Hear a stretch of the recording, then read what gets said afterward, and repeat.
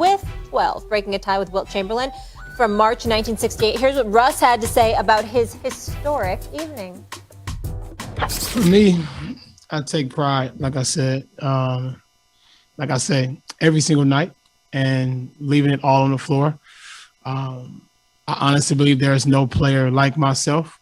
And if people want to take it for granted, sorry for them. But I'm pretty sure if everybody could do it, they'll do it.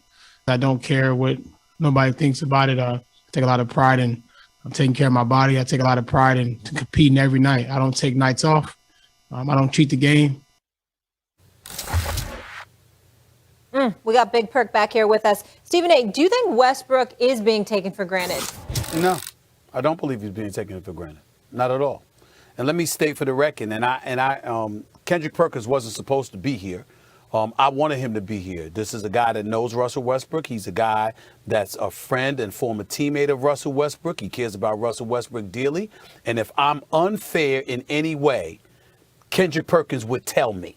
So I wanted to make sure that I articulated my position right in front of him to make sure that I'm fair, because I want to be fair. Russell Westbrook is one of the greatest talents this game has ever seen. He is unquestionably the most athletic point guard the game has ever seen. He has 175 career triple-doubles. He is 6 shy of the all-time record by Oscar Robertson, who had 181 career triple-doubles in his career. Russell Westbrook is going into the Hall of Fame one day.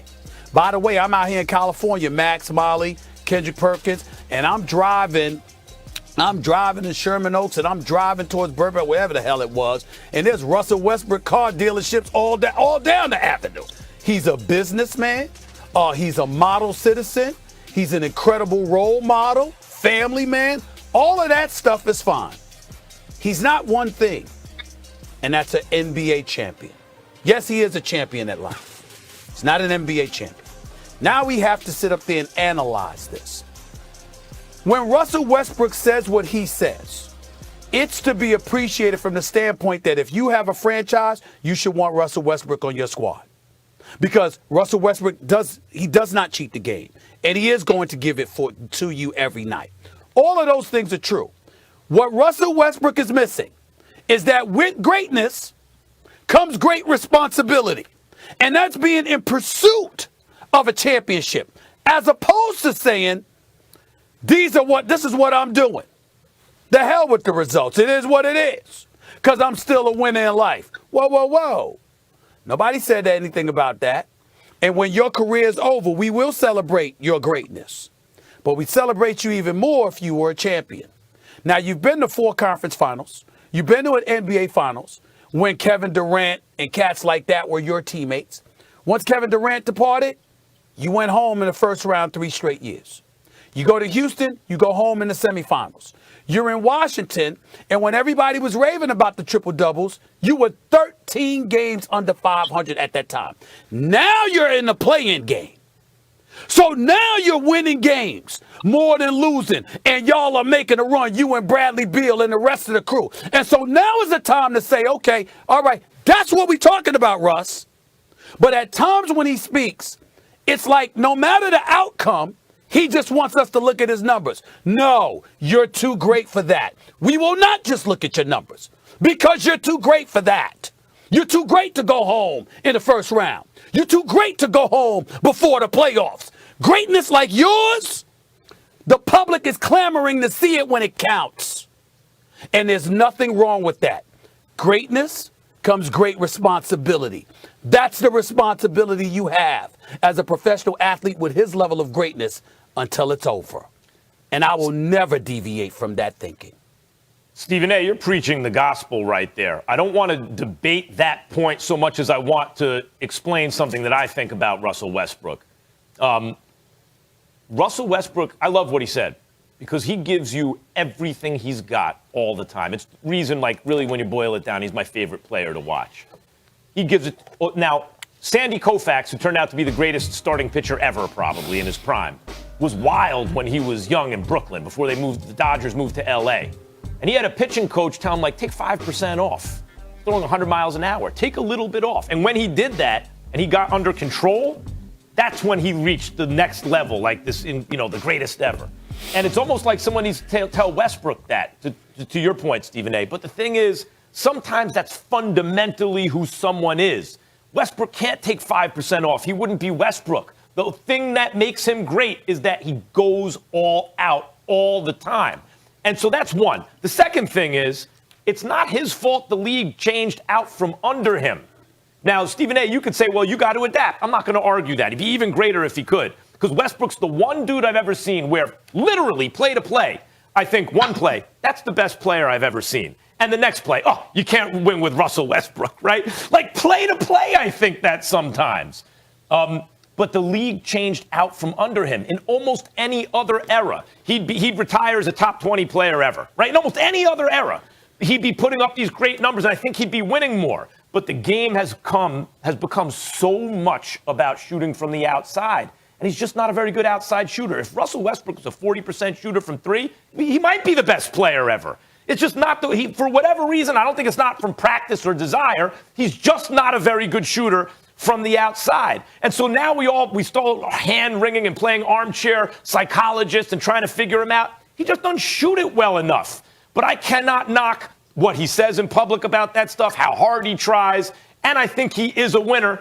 But I also can't debate with you, Stephen A. He has not won a championship. That is a fact, and he's been on a lot of great teams.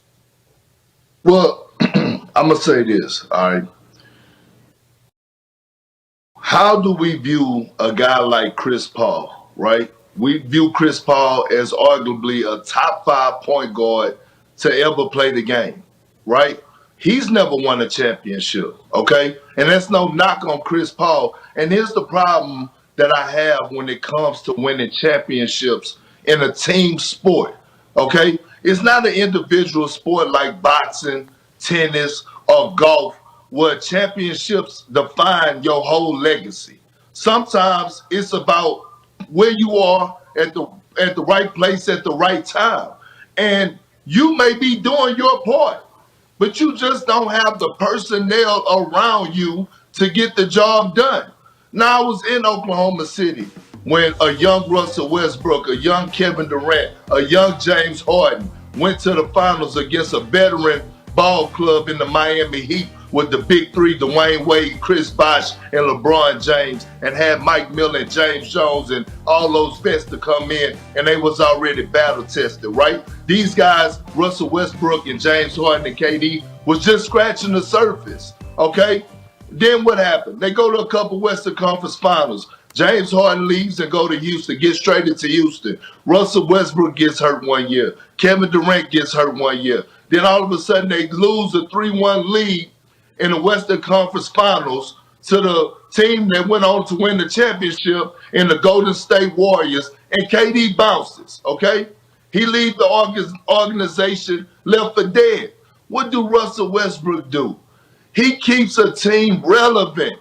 He goes on a tear with the personnel he had. And I'm not disrespecting anybody around the league, because you're in the league, you're in the NBA, you're a top 450 players for okay? But Russell Westbrook, for 3 years, he dominated in Oklahoma City. I mean, with personnel that wasn't the makeup for a championship team. Now, yes, they did get Paul George, but I'm going to take y'all down memory lane for a second. In a crucial Game 7, I forget, maybe it was the second year of Paul George being there or the first year, they go to Utah, okay? Utah, when it mattered the most, Russell Westbrook goes in there, and I believe he dropped 45, all right, in Utah. Paul George has 5 points, I believe he was 5 for 17 from the field. And so you look at it and you like, PG, man, you got to step up, man. Russell did his part, okay? And then you go down to Houston last year. He shouldn't have been playing at all in the playoffs.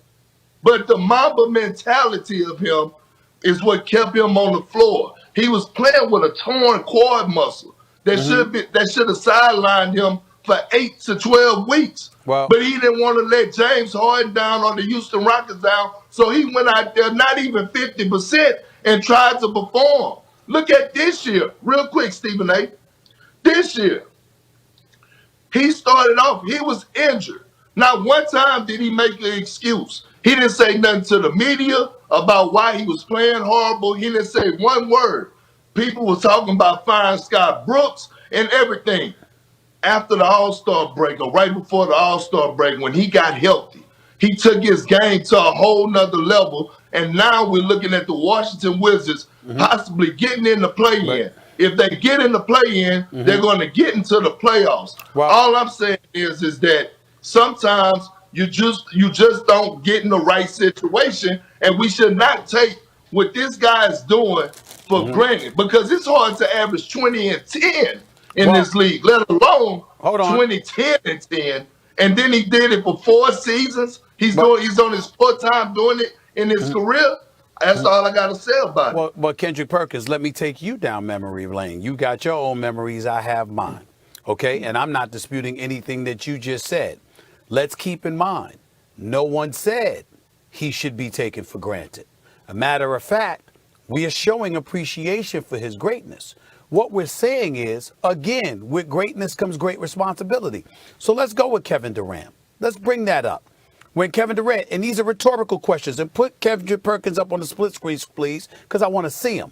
Kendrick Perkins, if you recall, when KD departed, you know what the speculation was. You've been doing an outstanding job as an NBA analyst. I'm very, very proud of you, big little bro. No question about it. But you know what? You remember what was being said as to why Kevin Durant elected to leave. You heard the scuttlebutt out there that he and a lot of others didn't feel you could win with Russell Westbrook. Then we sit up there and we take into account you depart from Houston last year. You and James Harden were boys, and you still are boys. But in the same breath, you didn't necessarily want to play together. You had people out there in the NBA circles talking about it was more important for Russell Westbrook to play the way he wanted to play rather than win. I don't necessarily want him to be that way, but my point is, with these kind of things being said, I'm looking at his numbers, I'm looking at his ability, I'm looking at his greatness. And what you're not doing is, we're not taking it for granted.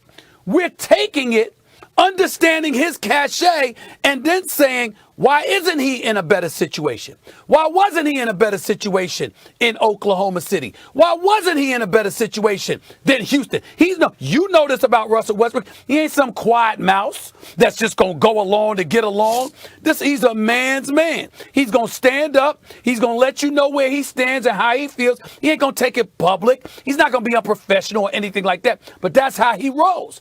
He has something to do with the situations that his greatness finds him in. He's not some innocent bystander in all of that. His greatness allows us all to gloss over it, because the greatness is unquestionable on so many levels. But because of it, there's nothing wrong with me and others, including you, KP, wanting to see this guy in a winning situation as opposed to scratching and clawing just to get to a buy-in playoff game or something like that. His greatness demands that he be in a better situation, not just because of him as a basketball player, but as a voice for a franchise, to sit back and to tolerate what he's tolerated. Just because you getting your numbers at the end and you showing the world that you busting your butt and you doing all you can, there have been questions as to whether or not all that needed to be done has been done by him. Yeah, Right. And let me tell you something, Stephen A. And I'm not saying that you're taking what Russell Westbrook is doing for granted. Max, I know no one is, because what he's doing, going out there, Kobe Bryant blessed one guy that I heard with the Mamba mentality before he left. It's a lot of guys he took under his wing. But he said Russell Westbrook, he has that Kobe mentality. I know that for a fact. Yes. But I'm going to tell you the difference on what people were saying and some things that were facts, okay? When we talk about Oklahoma City and Kevin Durant leaving, the world always tried to divide Kevin Durant and Russell Westbrook because of Russell Westbrook's style of play. You remember? We need a pure point guard. He needs to defer to Kevin Durant more, okay? And look, Russell Westbrook and Kevin Durant, they had their rough patches. But I also saw KG and Paul Pierce have they rough patches. I saw LeBron James and Kevin Love have they rough patches. You have rough patches when you're trying to compete for a championship. You're going to have disagreements if you care about the game of basketball. But I'm going to say this, and I love Sam Presti. I love Troy Weaver, okay? We know that Sam Presti grew up under what organization? The Spurs, right? And they have a way of going about things. They are bullheaded. They all about culture. They're not about individual success. And what happened was that when KD won MVP, I was there. Nike, this is facts. Nike wanted to put a big size poster of Kevin Durant on Presti and Chesapeake no one let Arena. him. They would not let him. They wouldn't would let not let Kevin Durant brand himself enough and market himself enough because it was too much about team, right? And that played the biggest factor on why Kevin Durant left because he was tired of being under that culture. And that's why when we saw him get to Golden State, we saw a different Kevin Durant. He started speaking out more freely. He started carrying himself a different way because he wasn't able to be that Kevin Durant in OKC. Now I get what you're saying. It's time for Russ. And look, some people want to win championships. And I strongly believe that Russell Westbrook do want to win a championship. But where's Miley at right now? Where's Miley? Let me I'm just right say here. something. Hold on, Max. I need to make this point. I need to ask where Miley at. Yeah, I'm I right need to here. see where Miley because her husband, who's my brother, Jalen Rose, always said when he spoke on the Damian Lillard situation. I watched Jalen and Jacoby daily. He spoke on Damian Lillard situation and he was talking about guys leaving small markets or guys leaving teams to go and win a championship. And Dame Dollar basically is on the same page with Jalen Rose saying, I'm not running from the grind. I'm going to stay here. Is that going to define a guy's legacy because he want to stay with a franchise or he's not trying to jump ship to go be with somebody else to try to win a title? That's what I wanted to But if they're address. going out there and producing Kid, you gotta let- individually, it's gotta hard for let me Max to in. say something about it. Perk, that's what I want to man. address. Stephen A., the one thing I would say about what you're saying is Russell Westbrook strikes me as the kind of guy, whatever hand he's dealt, he's going to go all out to try to win as much as possible. But that's not the same thing. Like KD wouldn't have a championship if he didn't go join the Warriors, where he couldn't not win a championship, right? Russell Westbrook, maybe he'd like to do that, but that's not what wound up happening. So I will point, Perk, though, to a moment in time where the narrative would have changed. 2016, Oracle, Stephen A., I saw you there, Western Conference Game 7 and for Game 7 of the Finals. Westbrook and KD, and they had Ibaka and they had Steven Adams. They had a great team. Got to a Game 7. It came down to the wire, and they were outplayed by Golden State. They did not play very well in that fourth quarter, and they lost. Same situation. LeBron and KD and Kyrie. Game 7 at Oracle, Game 7 of the Finals. Then very next series, it came down to the wire, and LeBron and Kyrie rose up and outplayed the Warriors and won the chip. Those kind of small moments, or they're big moments, but those few minutes in a career like Russell Westbrook,